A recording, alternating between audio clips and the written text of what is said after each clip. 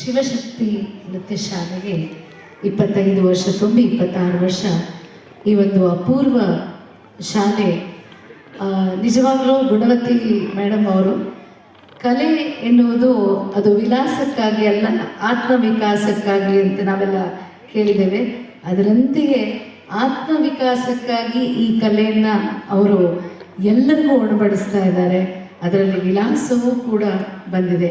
ಪೇರೆಂಟ್ಸಿಗೆ ಒಂದು ಅಶ್ಯೂರೆನ್ಸ್ ಏನಂದರೆ, ಖಂಡಿತವಾಗಿಯೂ ನಿಮ್ಮ ಮಕ್ಕಳು ಒಳ್ಳೆಯ ಜಾಗದಲ್ಲಿ, ಒಳ್ಳೆಯ ಸ್ಥಳದಲ್ಲಿ ನಮ್ಮ ಸಾಂಸ್ಕೃತಿಕವಾಗಿ ಮತ್ತು ಎಲ್ಲ ಥರದಲ್ಲಿ ಒಂದು ಸಂಸ್ಕಾರಯುತವಾಗಿ ಬೆಳೀತಾ ಇದ್ದಾರೆ ಅನ್ನೋದು ಒಂದು ದೊಡ್ಡ ಅಶ್ಯೂರೆನ್ಸು ಈ ಒಂದು ನೃತ್ಯ ಶಾಲೆಗೆ ಅಂತ ಹೇಳ್ಬೋದು. ಯಾಕೆಂದರೆ ನಾವೆಲ್ಲ ಹೇಳ್ತಾ ಇದ್ದೀವಿ, ನಮ್ಮ ಸಂಸ್ಕೃತಿ ಹೋಯಿತು, ಮಕ್ಕಳು ಕೆಟ್ಟು ಹೋಗ್ತಿದ್ದಾರೆ, ಟಿ ವಿ ಬಂತು, ಅದು ಬಂತು, ಮೊಬೈಲ್ ಬಂದಿದೆ, ಸೋಷಿಯಲ್ ಮೀಡಿಯಾದಲ್ಲಿ ಸರಿ ಇಲ್ಲ, ಹಾಗಿಲ್ಲ, ಹೀಗಿಲ್ಲ ಅಂತ. ಖಂಡಿತವಾಗಿಯೂ ಇಲ್ಲ.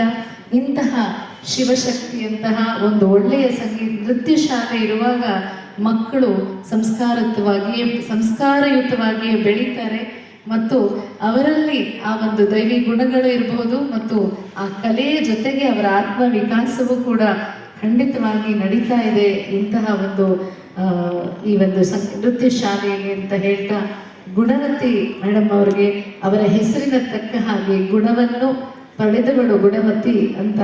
ಹಾಗಾಗಿ ಅವರಿಗೆ ನಾನು ನಿಮ್ಮೆಲ್ಲರ ಪರವಾಗಿ, ಪಾಲಕರ ಪರವಾಗಿ, ಪೋಷಕರ ಪರವಾಗಿ, ಕಲಾಭಿಮಾನಿಗಳ ಪರವಾಗಿ ಉತ್ತಮ ಸಂಸ್ಕಾರವನ್ನ ನೃತ್ಯದ ಮುಖಾಂತರ, ಸಂಗೀತದ ಮುಖಾಂತರ ಮತ್ತು ಕಲೆಯ ಮುಖಾಂತರ ಎಲ್ಲರಿಗೂ ಈ ಮಕ್ಕಳಿಗೆ ಬೆಳೆಸ್ತಾ ಇರುವಂತಹ ನಿಮಗೆ ಶಿರಸ ನಮಸ್ಕಾರಗಳನ್ನು ತಿಳಿಸ್ತಾ ಇದ್ದೇನೆ.